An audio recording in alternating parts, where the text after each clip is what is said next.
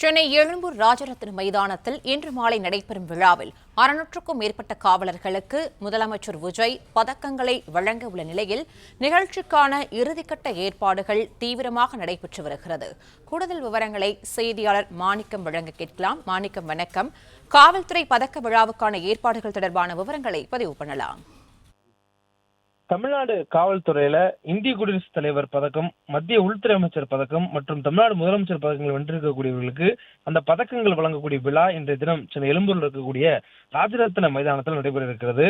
அந்த விழாவில் முதலமைச்சர் கலந்து கொண்டு 600க்கும் மேற்பட்டவர்களுக்கு இந்த பதக்கங்களை வழங்குகிறார். அதே போன்று 42 காவல் நிலையங்கள், அதாவது தமிழ்நாட்டினுடைய கடலோர பகுதிகளில் இருக்கக்கூடிய 42 காவல் நிலையங்களுக்கு புதிய மகேந்திரா தார் ராக்ஸ் வகை கார்களை வழங்குகிறார். அதே போன்று ஹோண்டா யூனிகார்ன் வகை பைக்குகளை 96 காவல் நிலையங்களுக்கு 96 வகைகளான ஆளுக்கு வழங்க இருக்கிறார். இதே போன்று இந்த விழாவுக்கான ஏற்பாடுகள் மிக தீவிரமாக நடைபெற்றக்கூடிய காட்சியை பார்க்க முடிகிறது.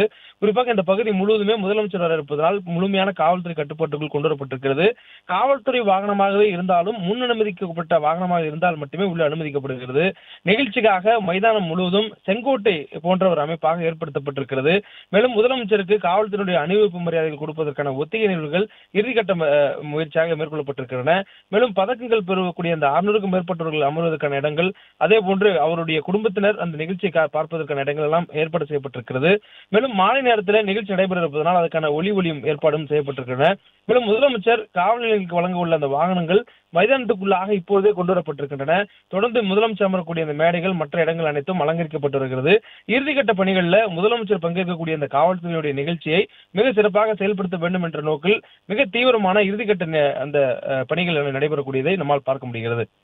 பிளே ஸ்டோர் மற்றும் ஆப் ஸ்டோரில் இருந்து பாலிமர் செயலியை QR கோடு மூலம் பதிவிறக்கம் செய்யுங்கள்.